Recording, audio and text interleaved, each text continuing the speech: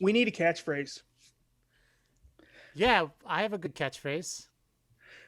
Okay, what is it? For the love of comics. No. Say our name. Say our name. Let's hear it. Let's hear it The back. dumb comic creators. For the love of comics. Can we not say the word comics twice in one sentence? No, I think it works. It's more powerful No. that way. You're using the thing to explain the thing. This Everyone isn't does it. this isn't powdered sugar, Keegan. It's not powerful, yeah. You explain a dunking the ball, right? In basketball, you Hmm. dunk the ball with the Yeah. ball. Yeah, right? You wouldn't say you dunk the ball with a base. You say you dunk the ball with the hoop with the No, ball. but though, yeah, but dunk and ball and hoop are all separate words. This is not comic and comic.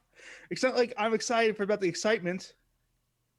Yeah, exactly. Or You're this is excited no. for the excitement. When It you makes a terrible sense. People have already left because they're like these people don't know grammar. And their vocabulary is limited to what? 8 words? for the love of comics, like instead For, of for the love of God, or I understood the reference. I just didn't like it, Keegan. like for the love of basketball, which it might be a movie. Is that a movie? There's love and basketball. Oh yeah, yeah. My wife tried to get me to watch that recently. It's a fantastic movie. You're missing out. Do you like it? That was fine. I didn't That was a get too movie. far. We had to turn it off early. Oh, you were falling asleep. No, I think I don't. Something was going on. And we are getting off topic I'm from why trying to we. think of what was going on when I turned off Love of Keegan, Basketball. why don't we shelve the catchphrase for another week? Because obviously that one's not a hit. It's not a hit to you. I think if And you the general asked audience, 10 people on the street, they would say it was great.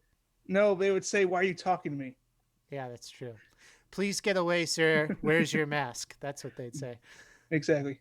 Okay, so yeah, who are we again? We are the dumb comic creators. Oh yeah, okay. I'm Keegan Who are we Shiner. individually? Wait, what? Who are we individually? Oh, I just answered that. I'm I Keegan didn't hear Shiner. you. You're Oh, Eric you're Schwartz. I am Eric Schwartz. And to get This is I'm just gonna say it again. This is the worst intro we've ever done. I actually agree with you this time, and I blame it all on the catchphrase. How dare you? You've talked over me this whole time. You've disagreed Because of the with me. catchphrase, because I had to I deal with the fact that the catchphrase is so bad. I've also somehow insulted our guest somehow, even though he hasn't said a word, has been quiet. Mr. Drew Lionheart. Wait, you've insulted him already? Yes, How Drew did you Lionheart. insult him?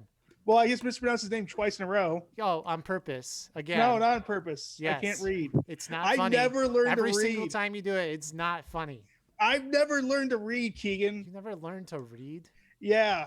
Did you read Drew? I think so. But did you say his last name correctly? No, it's Lenhart. There Drew, you got Drew it. Lenhart is our guest today. He is the owner and startup manager, the Publisher. publisher. Oh, sure. Oh yeah. He runs a publisher called Snowy Works. Yep, that's it. Is that the best way to say it? Yeah.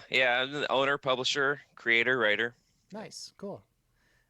So, yeah, we wanted to have you on to talk about the comics you've been making and publishing. Are you involved in the creative process for all the comics? Yes. Okay. With the exception of a few, yeah, most of them start out as ideas of my own. Oh, cool. I really started off with doing a lot of anthologies, and in those contained some of my stories, and I took submissions, and then it really began with the anthologies, and out of that I kind of started publishing more and taking in some more submissions. Like you had Jorge on a couple of weeks ago. I think his was one of those that came out of that. Oh, Yeah, cool. Wall Breakers. Fantastic comic. Yeah, Wall Breakers. Yeah, that's really awesome work. He had actually submitted that to one of my anthologies, and it kind of turned it off into its own book. So that was really good. Oh, wow. Really awesome how it turned out. Yeah. So how did you get into making comics to begin with? I don't know. I've just always been into comics since I was a kid, and I've always wanted to do this. And I'm kind of got into my mid-30s, and I kind of decided, I got to do this before I get too old. And I don't know. I started about 2017-ish, and yeah, like I said, I started with the anthologies, and it just kind of just been snowballing, and I've been doing more and more each year. Cool. Did you do the anthologies through Reddit or Facebook, or how did you get submissions for that? I started. Have you heard of digital webbing? Oh yeah, of course. Because they were like an indie publisher in the early 2000s, I think, and their bulletin board is still online. Yeah. So I found a lot of people through there.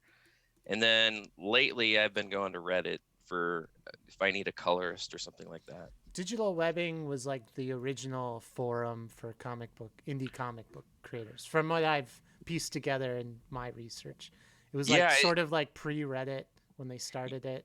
yeah, it blows me away how active it still is to this day. Like there are still a lot of people on there. Yeah, and I think the guy who created it was making books, and then he kind of dropped off of that. But now Yeah. he's going back to it, I think. Yeah, So, I think it's like Ed Dukeshire or something like that. yeah. Fist of Justice, I think that's their book or something like that. Oh, cool. Yeah, he's from Boston, by the way. Yeah, shout out to those guys. That is a great forum. That's where I learned a lot about how to make comics. So you put out posts on digital webbing and Reddit. What do you do when you're trying to describe an open submission? I just have it depends on what the project is. I mean, it's pretty easy for like a submissions call for the anthology. Are you asking more for like if I'm trying to find writers or Yeah. colorists or something? Let's your first open submission, like the first anthology you were working on. What kind of like what did you ask for in the submission, and what did you post on the site like to attract attention? Trying to remember. It was kind of a while back. Oh, sorry.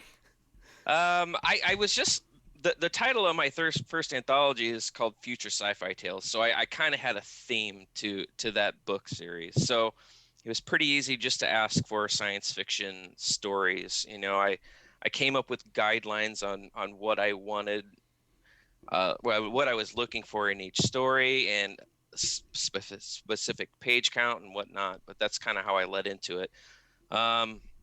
You know, I did I early on I started doing the agreements and kind of keeping it professional. That's one thing that I did and still do to this day. Oh, cool. What kind of agreements? Just basic, you know, users or creators keep, you know, the rights to their own work,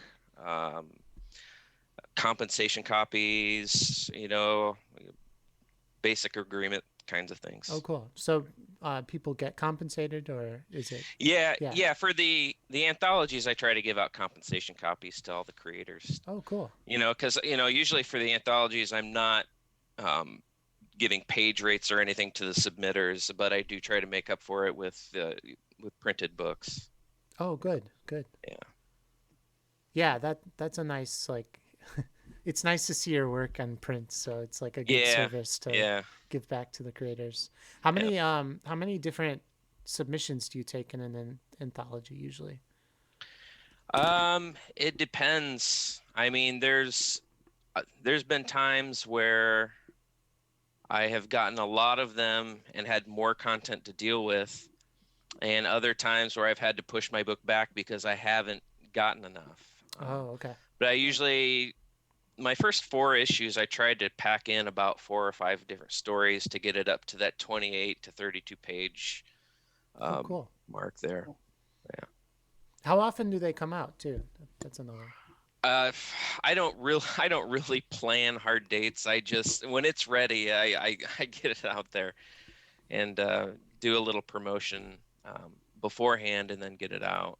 But I kind of find that, you know, if I'm going to advertise that my book's coming out in like 3 months, I kind of get the feeling that, you know, people aren't going to remember in 3 months that my little book is coming out. So I kind of just, when I'm ready, let's get it out. Oh, cool. Okay. Yeah. Are you a graphic designer, and do you do that stuff yourself? Or? I'm not by trade, no, but I do a lot of like I do all the digital and print layout and get that all ready, and I do as much as I can. I'll do all the logo work I do that for all my books, and Oh, cool. lettering. I'll do all the lettering for my own work at least. Oh, wow. How hands are you? Because you said you're part of like all the process. Like, are you very much hands on with certain people, or are you like laissez-faire with a lot of others, or do you tend to have a mix? For my own stories that I write, I'm like very hands-on. I want to know everything that's going on, especially since I'm paying, for the work. Mm-hmm. When it comes to other creators that I'm publishing their work, I'm a lot more relaxed than I would be for my own, because I feel that that's their work, and I'm not going to dictate how they want to tell their story. If they have obvious mistakes, then I'll obviously bring that up. But yeah. Great. So how many books have you published altogether? I think it's about 14 now, I think. Oh, wow. 1, 2, 4, 8. Yeah, there's 14 on your website. Do you Yeah, take 14. them to conventions and stuff? Honestly, not yet. Okay. Like 2017, 2018, I only did like 1 or 2 books that year, and I wasn't really taking it that seriously, just having a little fun. And then it was last year is when I put out the most books, and then obviously the pandemic, and I didn't really get a chance to go out yet. But that's on my list as soon as we can get back out there, because now I have a catalog now, and I got a lot to show for, and I'm excited to do conventions. Yeah, you'll have like a really nice table of different books. Yeah. Yeah. Do you do print runs for each book? Yeah. Or is it kind of print on demand? Yeah, it's mostly print on demand. I print what I need as I need. Okay. Yeah, I don't really have the space to print thousands of copies. I will for most books that I first put out, I usually do a 50 copy print run just to have on hand and things cool. like that. Yeah. Do you outsource your printing, or do you print in-house? I outsource. Yeah. I have dabbled with the thought of printing in-house, but I'm not quite confident that I can produce what I want. But it's probably a lot more expensive until it's not, right? Yeah. There's I can't remember the guy's name, but I can't remember what book he publishes to, but he's got a YouTube video out there. He kind of showed off his printing process, and then he never showed which kind of printer he uses, but and it was interesting how he his whole process, but I don't know, a lot of comic creators and buyers really gave him a lot of crap for him home printing, even though the books looked really nice. Like, he got so much crap with that. I really wish I remember what book he was Comics also out. like have their own separate paper though too. I mean, for the most part, like every once in a while you'll like find the old school ones that are like your normal printing paper, but those are zines in my mind. Yeah. I don't count those as comics. They're zines. Yeah. Zines. With all respect to the creators, but they're the relics of the past from the before times, before we got to. I mean, people still make them. They're cool, but like I think unless you're like going for professional comic book look, if you just print it on a 8x11, it's not going to look anything like a comic. That's true. Yeah. Cool. So, how many people have submitted comics that you've printed, like original creators that you're not like heavily involved in the process? Kind of like Jorge. Yeah, like Jorge. Yeah. Yeah. He would have been about the third. I publish more of my own work and other things in anthologies. Right. I've put out 3 one-shot books that were not my own. Okay. Other than that, it's just the anthologies. So how did you meet? So now we're getting into some of the questions I had. Okay. How did you meet the people that are like making the one-shots for you or for your that you publish their one shots? How do you meet the creators, and like, what was that connection like? Well, that's really easy because all these people had another submission in my anthology. So just kind of working through them, and they're telling me what other projects that they have. So that's kind of how that came. So Cool. these weren't submissions just that came out of the blue. It's just me talking with them and working with them previously. So, Oh, that's great. yeah. So that's Yeah. kind of like the power of anthologies, is that it's Yeah. another way to network with people. Yeah. Yeah, absolutely. Yeah. Oh, cool. Yeah. Do you get bad submissions to your anthologies? I honestly have not gotten a bad one. I've had more people that haven't delivered what they said they would. And I used to be really loose with submissions because I started publishing because I was frustrated that I wasn't getting published with other big publishers because my submissions were getting rejected. So I was really relaxed on what people were sending to me. Okay. So if early on, if somebody sent me like an idea and it sounded awesome to me, I'd be like, okay, if you get it to me by this date, then and the art looks good, I'll do this. And I've been burned a couple times being that way, and I'm not doing that anymore. It's like, Okay. have your pages done and into me, and we'll go from there. Oh, I see. Okay. Yeah, but to By a answer your certain date. question, Yeah. to answer your question, no, I haven't had a bad Oh, good. submission that I had to turn down. I see. Yeah. You said though that you worked with them though too. You're like, hey, this is a glaring plot hole, or this is a glaring problem, and you've worked with them to fix it. So it depends how you define bad. Like, I'm sure, like, if I turn something into you, like, Eric, first of all, this is not in English. Second of all, like, you literally just spent the entire time giving money, and wrote no characters. That would be a hard no. But I'm sure other people, the majority of our listeners and the majority of the writers, will give you something that you could, work with and turn something great. Yeah, exactly. Yeah, I mean, I've been pretty lucky with what I've been given and submitted to. Other than a few minor things, I really haven't gone through much problems with it. It's been pretty chill. Yeah. Cool. So, what was your first book that you wrote and put out? You actually flashed it on the screen there. It was the first Future Sci-Fi Tales. Oh, okay. That was the first book I financed all the short stories in there, and that was the first one I published. Oh, cool. Yep. And is one of your stories in there?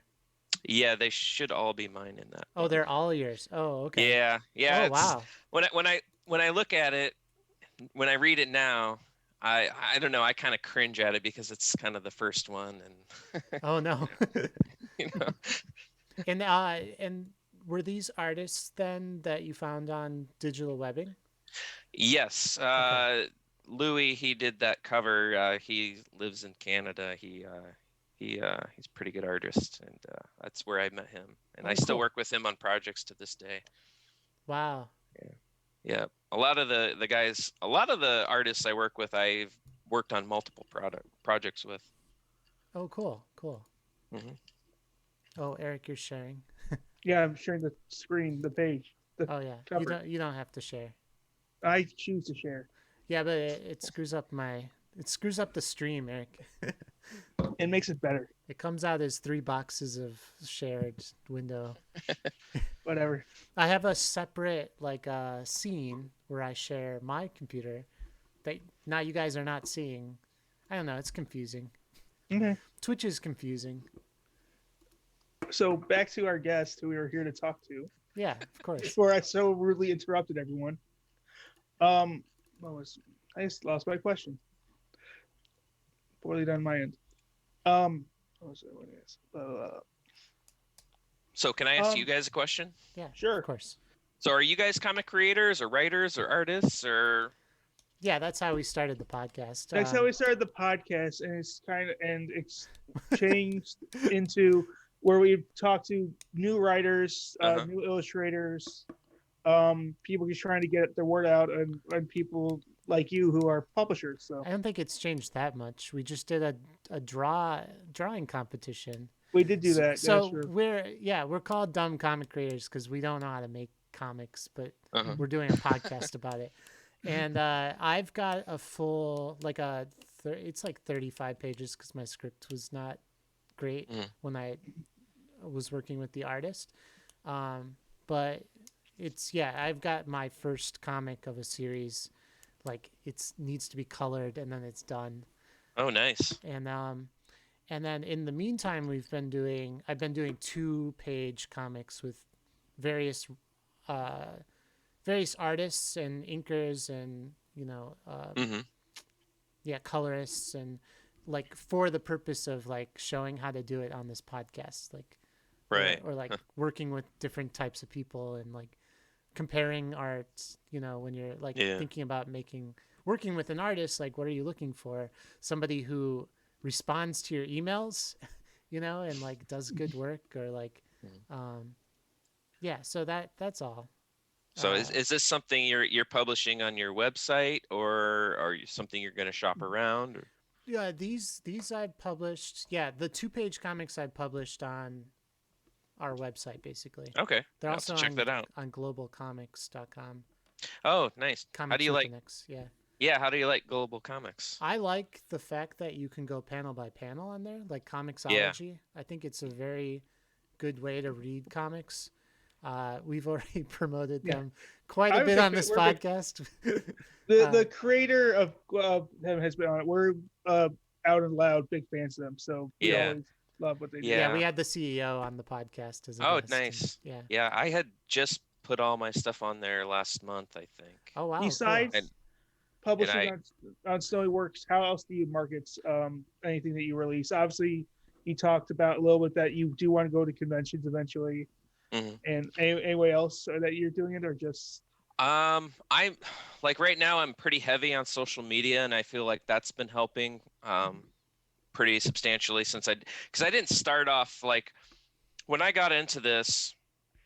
I kind of thought that once you got your book done, you were done, and I kind of learned the hard way that when I realized I wasn't selling anything, I was okay, I got to change here. So I kind of started getting onto social media.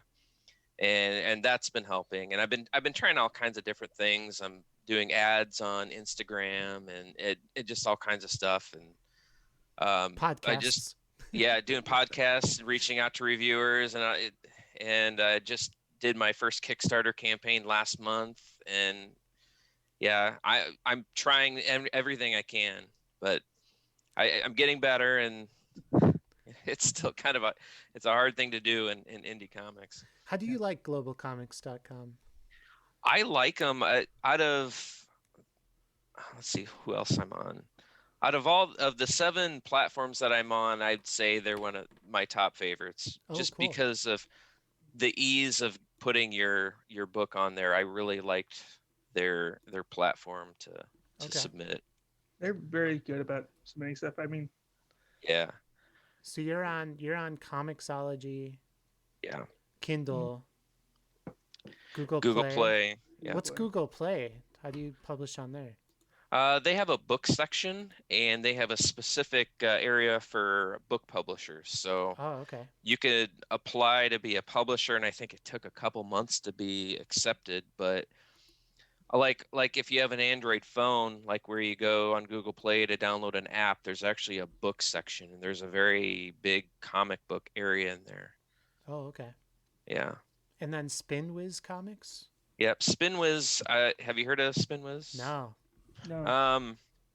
They're another digital they're more heavy geared towards independent comics. I would say they're kind of up there with Global Comics, but I think Spinwiz has been around for a number of years. Oh, okay.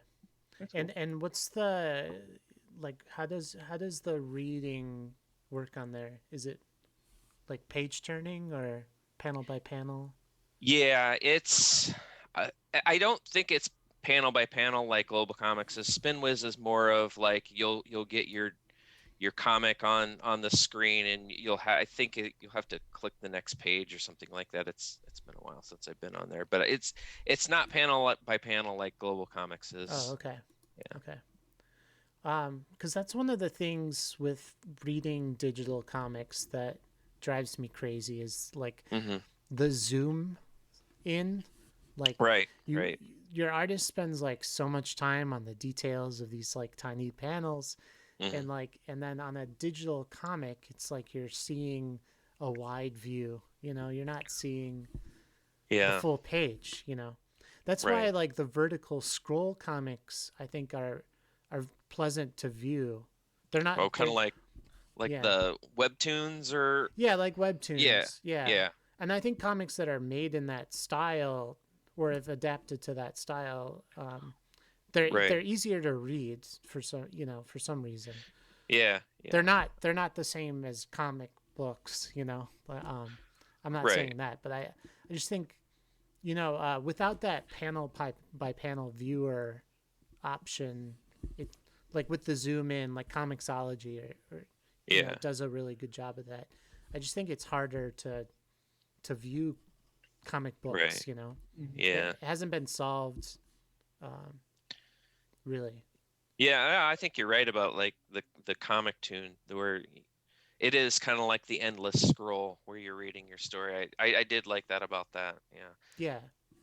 But you have to like draw it for that. You can't just take a comic book and like put it on a vertical scroll. Yeah. Unless you have boxes. Boxes can almost do it, but just like even then though, boxes, it doesn't because a lot of times like you'll have it because you're leading from left to right. Yeah. You'll have like it connecting one right next to the next page, so you'd have to it'd be weird. Yeah, it is weird. It's a separate thing. You had a couple of drive-through comics? Yeah, drive-through. They claim to be the first download comic shop, and they still do look like they're the first online comic shop. It's very antiquated, but okay. it's there's a lot of people go there for digital comics. I like them because you just download the PDF and you're done when you buy it. Oh, okay. So it's just PDF. Yeah. Yeah. Okay. Yeah. And then finally, from what I'm seeing on your website, it's you're on Comic House. Yeah. That is. Have you heard of those guys? No, I haven't heard of them. I think they're out of the UK. It's more of a subscription-based platform. I believe you go out. I think they have an app. They have an app for it, and you can get the books and read them on there. I haven't tried it. Okay. I know it's kind of sad. I've published it on there, but I haven't tried it. Interesting. Yeah, it looks like they have a nice app. That's cool. Do they do any of the panel by panel type of? I'm honestly not sure. Okay. Because that's the thing with Comixology. Did they convert your book for you? I don't know. Okay. I give them a PDF and they do. I guess they do something. They do it. Yeah. Yeah. Yeah, they do it all. If you're accepted, if your book's accepted, Comixology will convert it for you. Yeah, I just know Comixology is like the worst to submit to. But I just. Oh right, because it takes a long time. Oh yeah, it's brutal sometimes. Yeah. Are they also kind of harsh? Like they rejected constantly, or? I've never had a problem with them, honestly. I've every single one of my submissions has gone through. That's great. Yeah. Their process is just unreliable, but it can take 2 weeks to get accepted or 3 months, and if you're trying to plan a date, it makes it impossible. Yeah. Plan it in 3 months, no matter when it comes out. Yeah. Do you have any recommendations for new comic creators? Because we ourselves are dumb ones, so we want to talk to people that have done it before. Yeah. I don't know. I recommend I always say this: start with the anthologies. Get a good story going. 6 to 10 pages or something like that, and kind of get your feet wet and kind of you kind of learn the whole process through that, and go out there and submit it to wherever you can, you know. Um, and then I've seen a lot of people kind of bite off more than they can chew, and kind of fall flat with it. And I always say, just start small and build your way up. Like I'm still doing that myself. Yeah. I'm after 4 years, I'm finally just getting into my first series now. So yeah, so start small and work your way up. Was the first anthology more than you could chew? Do you think, or was that like a easier process? Did you break it up? Yeah, it was an easier process because I had broken it up. My Okay. first one was only like 8 pages long, and then got that done, and then I moved on to the next one. Oh, I see. So Okay. on. Yeah. I didn't do it all at once. It was kind of over time. Yeah. And then once you had other creators part of the anthology, it got easier to put those out quicker. Yeah. Okay. Then you at least in each issue, I had one of my own stories, and that's all I had to really worry about. And then actually, getting the book ready for print and digital. Oh, that's awesome. Yeah. It works. Yeah. What about when you were working with the one shots for the original content or original artists? How do you think of them in your company? Solo projects. Yeah.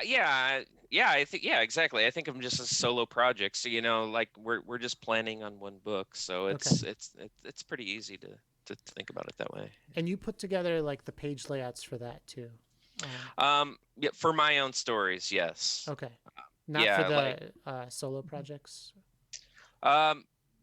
Like Jorge's book, Yeah. for example, Wall Breakers. I didn't have a hand in any of his story or his panel or process there. Okay.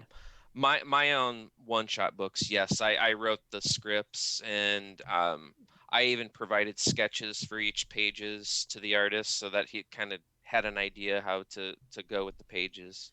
That's cool. And yeah, when you write your scripts, do you do panel by panel, or is it more descriptive? Okay. Yeah, if you want to see one of my scripts sometime, I can send it to you. But I'm probably overly descriptive in my stuff. Okay. When I look at other people's scripts, they'll have it kind of looks like a movie script or something like that. Yep.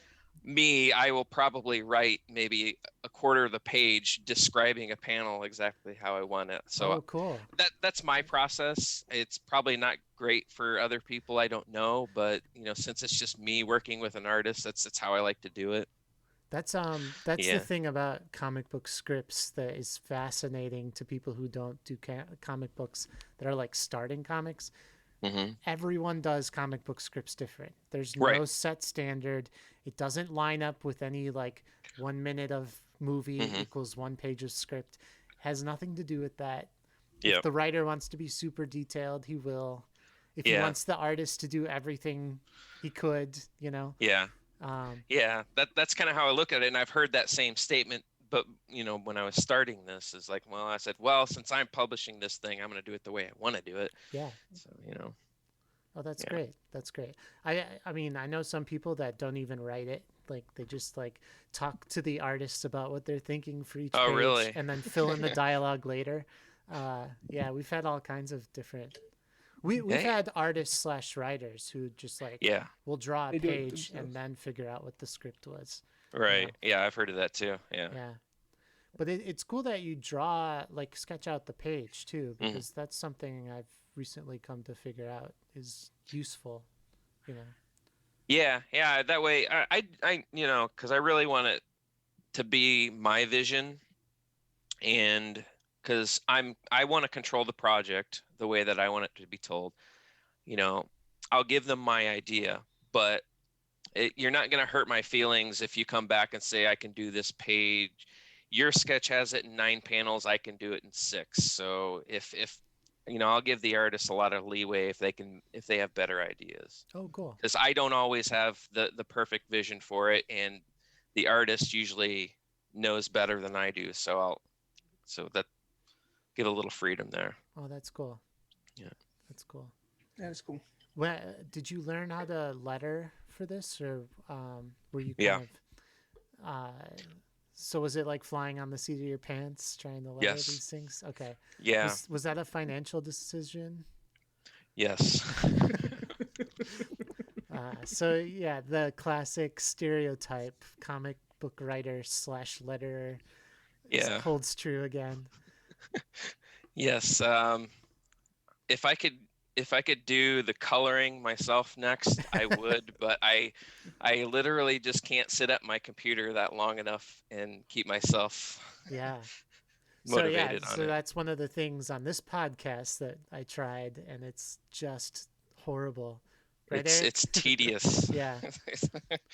It's like several different examples, and like the first couple examples were terrible, and it took me hours to do one page, you know. Yeah. So like hats off to people who do comic book coloring, because Oh yeah. yeah. Yeah. One of my books in there called De-Aged. It was actually my second book, and it took the longest to get done. And I remember, like, originally it was just a 22-page book, and I think, like, way towards the end, like, the colorist is almost done. He's like, got a couple pages left, and I'm like, oh shoot, I should really make this a 24-page book. So then I ran to the artist, had him do a couple more pages, and then I felt really bad for the colorist because he has spent like a year working on this thing in his spare time. So then I did the flats for that page, so that it would save him some time. I think I spent like a day and a half on each page just trying to do all the detail and that crap. Yeah, that was like for my first comic, which is the Nefarious Mr. Green, which hopefully will one day be published. I was gonna do the flats, and I just never had time for it. It was like too ambitious for me to try.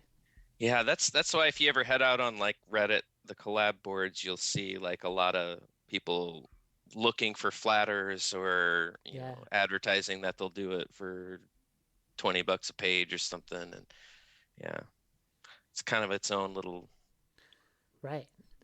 And thing. then there's people who do it wrong too. Yes, and I'm one of those people. I actually paid someone for like the full book, and it was all done wrong, so I had to do it. Really? Pay for another rendition. Huh. Yeah. This is one of his 2-page books. It's not as bad. No, that was the full book. Yeah. That was the full book? Yeah, wow, I paid twice basically, because if it worked, and the first rendition, it was fine, but they had used the technique in Photoshop where you use the paint bucket, and it recognizes the black lines, and it doesn't actually color under those black lines. Right. So they just filled it in. They didn't. They didn't have a separate layer. Right. With a separation between the line art and the colors. No, there was separation of the layers, but if you don't fill in those gaps where the black lines are, when you're doing that process, it actually won't print correctly when you send it to a printer, because it can offset the colors when there's separate layers like that. So, gotcha. Yeah, so that's one reason, and then also like my colorist was like, I can't do this because it doesn't work, you know, for the way I color. So I was just like, okay. Because if you want good work, you know, you figure out how to get them the right stuff. Right. So. Right. Yeah. So that's where that's at. Well, you learn. Yeah. You know? And what's the longest a project has taken you to get from like page one of a script to production? The De-Aged book I was referring to, that one actually took probably 3 years, and only because I had 2 artists attached to it before that had gotten up a couple pages into it and had to drop. And that took a year off of it right there. Okay. And then it took another close to a year to get the penciled and inked pages, and then another year for the colors. Oh man. Okay. Yeah, that was hands down the longest one. So they can take years. That's what they can take years. Okay. That's good to hear though, because that means Yeah. like I'm not off by that much. Because it's taken basically a year and a half now, I think. Yeah. Mhm. Yeah. That's Yeah. not that bad, honestly. No. And it's I mean like the first 8 pages are colored, I think, and Yeah. fully colored and Cool. everything's flatted, so I was just kind of Yeah. waiting on and I've got covers and stuff, so So are you gonna do the letters on this? no, I don't think so. So I worked with this artist from Argentina who's like Hmm. a one-stop shop, and really Hmm. he's like one of those guys who likes to draw, write, and print all himself. Yeah. But to make money, he works for other people on their projects too. Okay. Um, but that means like he has a very specific style that I really liked, and Nice. so his lettering lends to that style and his color lends to that style. So Cool. in some way, I mean, like it's not a comic book DC Marvel style Yeah. that didn't lend to the story that I was telling either. So Yeah. yeah, it's kind of Adult Swimish, kind of cartoony-ish comic book style. So Okay. Cool. yeah, so he has his own thing. So he's coloring it and doing the So he's lettering. So he's got it all then. Good. yeah, but he Yeah. got super busy recently. He's Cool. success is a double-edged sword Yes, it is. if you're working with someone. Yeah, Yeah. but it's cool. It's good. Yeah, it's a fun process. Once you start one, you'll keep making them. I guarantee you. Yeah, exactly. Yeah. And then these 2-page comics, like I've lettered them. I don't like it. I'm again like it's the sitting in front of the computer for Well, that many what do hours. you use? Can I ask you that? Yeah, well, I'm trained as a graphic designer, and Mhm. so I use Affinity, Okay. and I've done this rant a million times, but Adobe's too expensive.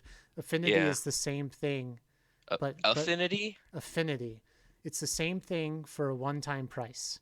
You can Hmm. get the equivalent of Illustrator, the equivalent of Photoshop, and the equivalent of InDesign Uh-huh. Okay. for $75 each instead of Instead of $119 a year that I'm paying right, instead of for like Photoshop. $50 a month if you want the Creative Cloud. Yeah. Right. Okay, Um, I'll have to check that out. yeah, check out Affinity, everyone. Yeah. dump Adobe. That's my Hey, Drew, what is your drink of choice that you've been going with? It looks, I don't know if it's a whiskey or a cup of water. I'll just show it to you right here. I just got a bottle of Ah, gin. Jim Beam. Close. Solid Can, choice. can I give you some pointers on how to cheat with your lettering? sure. It's called Comic Life 3. Comic Life 3. Oh, cool.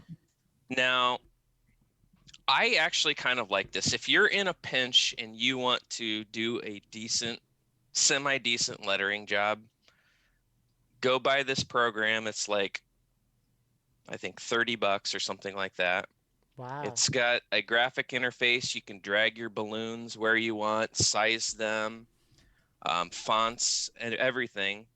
Now, the program is not the best by any means, so you'll have to like copy those. What I do is when I'm using it, I'll copy the lettering layers into Photoshop Okay. and adjust things as I need. Like the text won't always be centered perfectly in the word balloon, so you'll have some fixing to do. But Okay. if you're in a pinch and you want to do some quick lettering and you're not patient like I am, then this'll get you by. Okay. You know? Yeah, I'll try that for one of the 2-pagers. Yeah. And it's vector based, so it's pretty crisp once you go and pop it into Photoshop or Affinity or whatever you're Oh, using. that's perfect. Does it come with fonts or? Yeah, it comes with a lot of those Blambot fonts that are pretty popular, the free ones Oh, that cool. they're already preloaded. That's a great deal then, Yeah. because those Yep. can cost a lot. Those can also be free for independent creators, but Yeah, a lot of them are free. I've only bought one because I really like that particular style, but I usually just use the free ones Yeah, because yeah. they're nice. they are really good. Blambot for Yep. comic book lettering. For all of you comic writers out there listening to this. Cool. So, yeah. Snowy Works. What is Snowy Works? How did you Where'd the come name up with come that from? name? Yeah. Well, I used to have like a small mobile app business called Snowy Tech at one point, like 10 years ago. Oh, cool. Like my day job, I'm a software developer. Oh, I So see.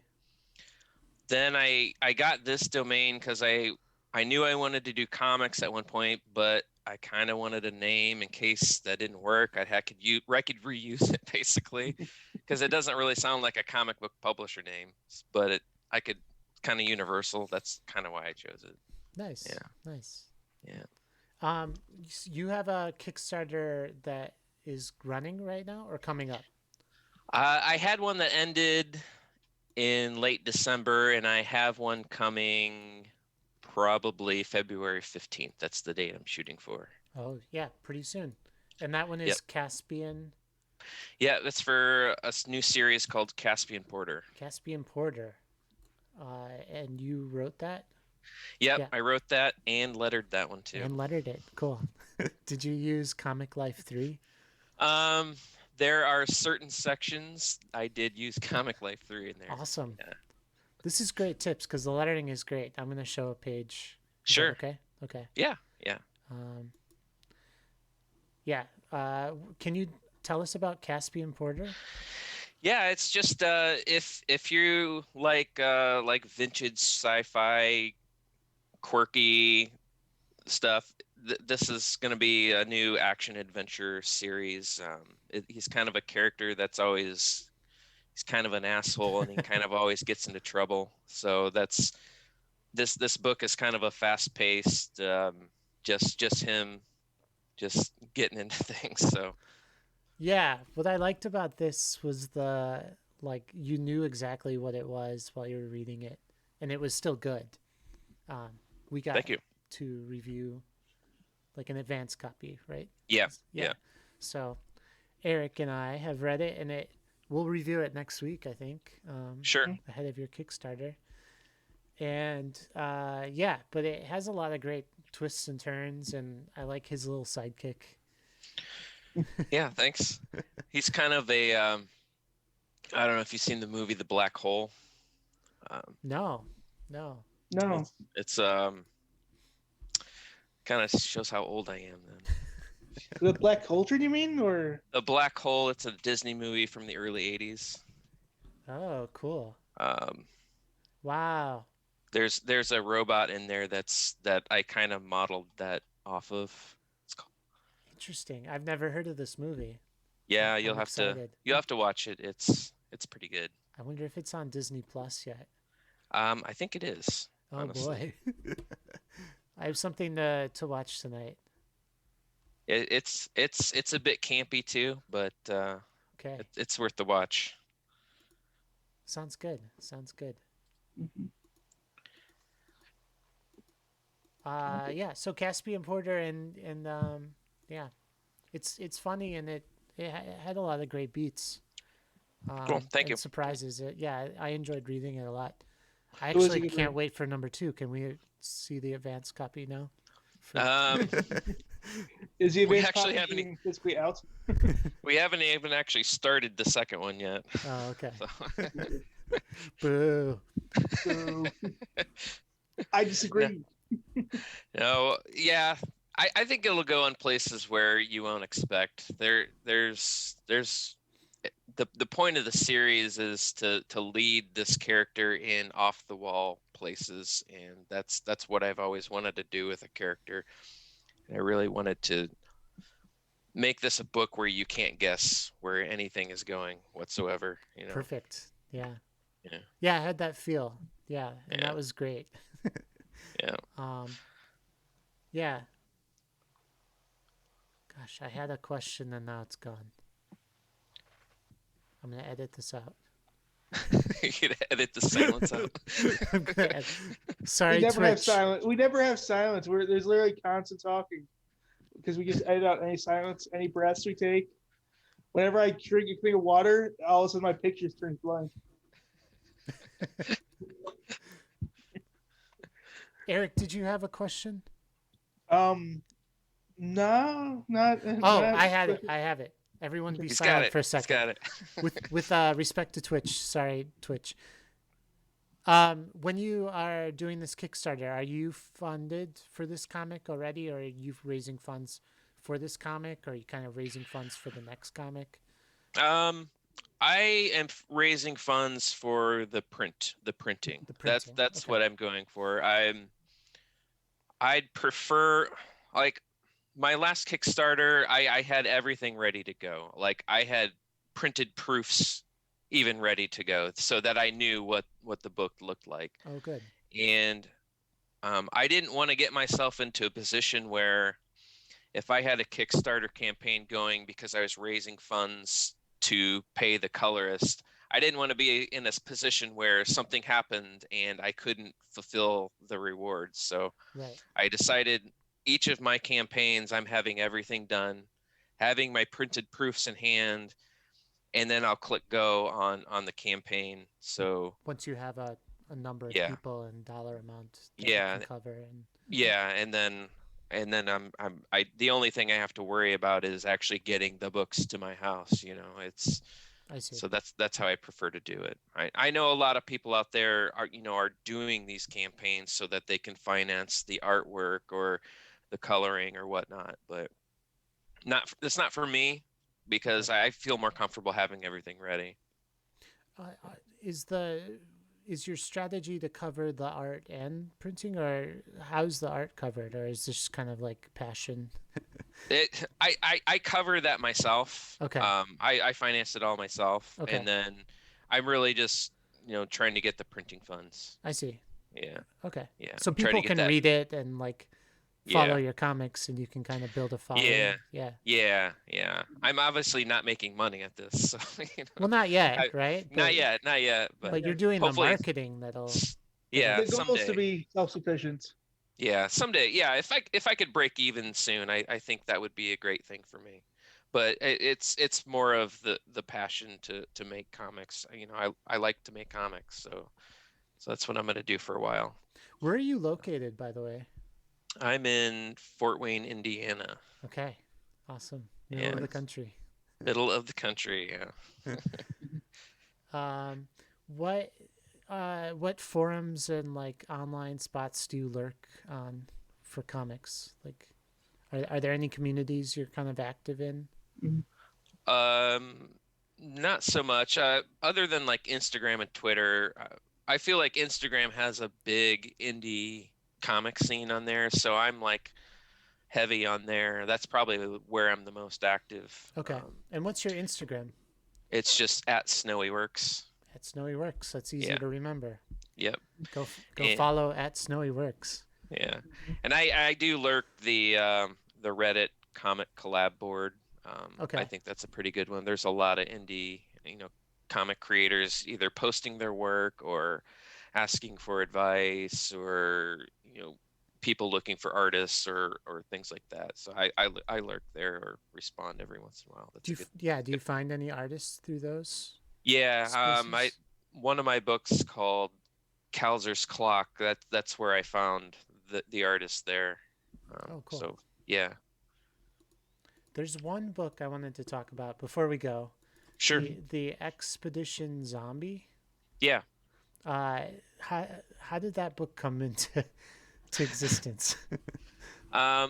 Julio Paz, he's the writer. He had submitted a lot of things to every one of my anthologies. Oh, cool. So if you look at like books 2 and up of the Future Sci-Fi Tales and even the horror anthology, he will have a story in each one of these books. And he just kind of pitched this book to me one day. And oh, wow. He actually had it in Spanish, and using Google Translate, I lettered it for him, and it translated it as best as I could. Yeah, you made it make sense, though, right? It made sense. There was a good story flow. Yeah. So how was the art style chosen? Because it was very reminiscent of the Vin Diesel film that was based on a comic. Give me 1 second. I'm not sure. That I think Julio had that book produced like a number of years before he had brought it to me. Oh, okay. So I'm not sure what their process was like for that. It was very reminiscent of Bloodshot. That's what I was thinking. Yeah. Of. Where like they do the red or Samurai Fiction, even if you've ever heard that film. No, I haven't. It's a black and white film, but whenever they would show blood or like specific scenes, it would only the only color they ever showed besides black and white was red. Right. So like when a character got angry, he started tinting red, stuff like that. So right. And he very much had that here. So that's why I was curious. Yeah. It was just like a really cool. You could see like a movie studio buying this type of script. It was like a mashup between like a zombie horror thing and like the Hunger Survivor. Games. Yeah. Yeah. Well, like I remember, like my wife and I were watching Survivor when Julio sent me that book. I'm like, that kind of looks like that host of that show, actually. Jeff Probst. Yeah. Yes. Are you a big Survivor fan? Yeah. My wife and I do watch the show. Yeah. Oh, cool. Did you want Tony to win? Is that from this latest? Yeah. This latest. It was a season? long time ago now. I don't know. I guess he was all right. Yeah. He didn't do much, but like that was kind of the whole genius. Was to it. He was the one with like the hideout up in the tree, right? Yeah. Okay. Yeah. Yeah, that was classic. Yeah, that was a good idea, honestly. How does he get away with that? He also like dug himself under the sand at one point too. Mm-hmm. And then he did that in another season though, right? He like was he under? He dug a burrow and then just he was covered like himself in the bushes quite a bit. Yeah. In his second season, he was bad. He hid in the bushes, but everyone knew he was there. Why was he hiding? Like he's like a cop from New York, and on Survivor he like sets up spy shacks, where he can like hear what other people are saying about him, and then he has his allies like bring people to talk strategy to where he's spying at. So in the most recent season, he's up in a tree listening to people. He's like down below. Yeah. And he like ended up being up there for like a really long time. And he's like, my hands are scraped and like I almost fell out of that tree. Yeah. Survivor's a great show. Everyone should check it out, especially during quarantine. I just remember there was that one guy who was like, he was a horrible person, like threw away all their water or whatever. It was on like 3 seasons in a row. The guy that owned the oil like rig or whatever. Oh, I have no idea. Yeah, I'm not sure. I don't know. One thing I do is I only watch the last 2 or 3 episodes of each season, and then that's all you really need. It goes from like 8 to like 1, so yeah. Drew, this has been really fun. Yeah. Thanks for coming on the podcast. No problem. It was fun. Thank you. Thanks for telling us about publishing a little bit. You said they could find you on Instagram at Snowy Comics, correct? At Snowy Works. At Snowy Works. At Snowy Works. So it works. I don't get names right. I don't get names right the first time. We already went over this. Where else can they can obviously find you on your website, Snowy Works. Where else can they find you? SnowyWorks.com. Those are probably the best 2 options right there to find me. Okay. Yep. And your Kickstarter, timeless. Yeah, I haven't announced it yet, but I'll let you guys know when it goes live. Okay. But you can sign up for his newsletter on his website. Yeah, definitely, because I'll put that announcement in there as well. And you can read any of these comics pretty much everywhere you read comics online. Mm-hmm.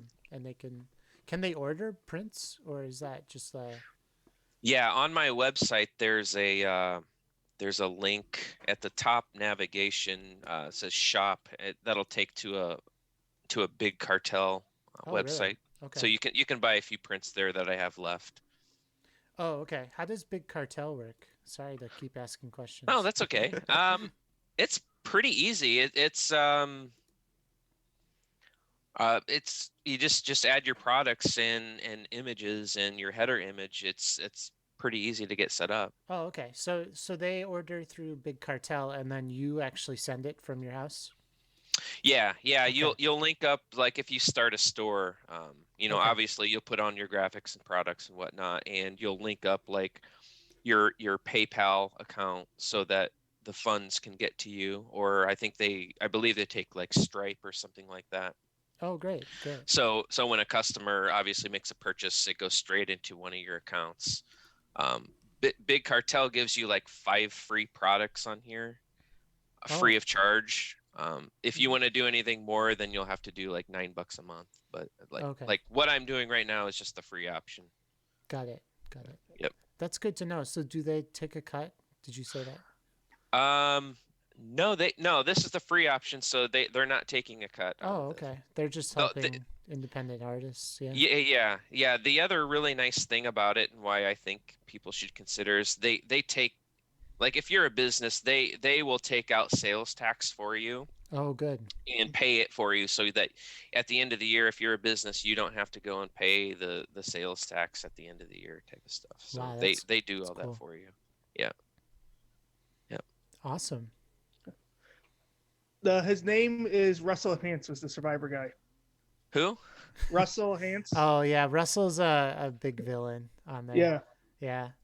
Russell Hantz. Yeah, I remember this guy now. He's a loser though. He loses every time he's on. He gets like second place because people hate him.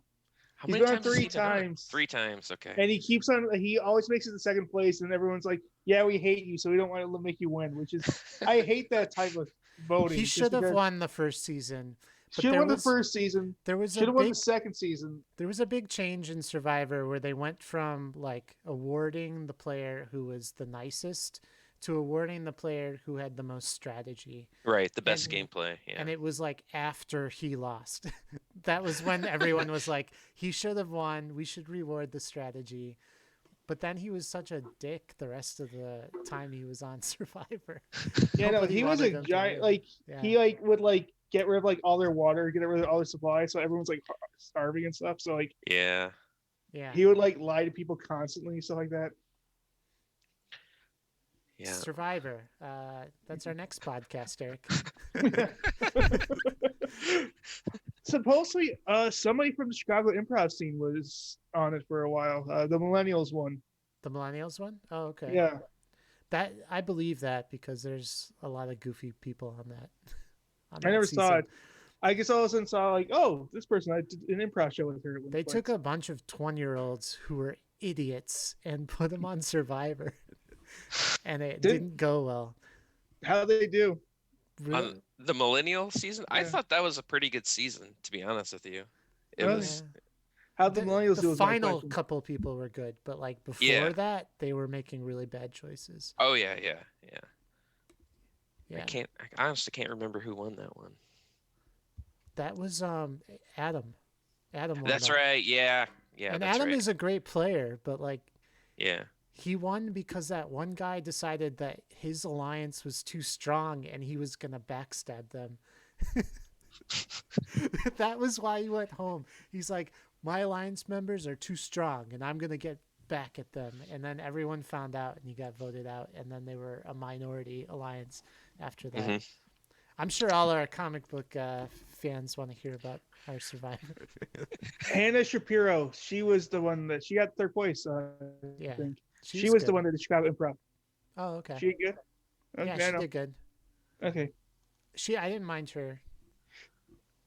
I don't ever watch the show. I used to that. The other the only show I ever paid attention to was Beauty and the Geek. Beauty and the Geek, yeah. Yeah. We had a girl from our high school go on that. Yeah, a girl from our high school went on that, and also my when my brother's getting his PhD, the first year I think it was on. A guy he went to school with from Berkeley was on it too. Oh, but like he got upset because he wanted to play the villain and they kept on saying no. So he kept on acting outy.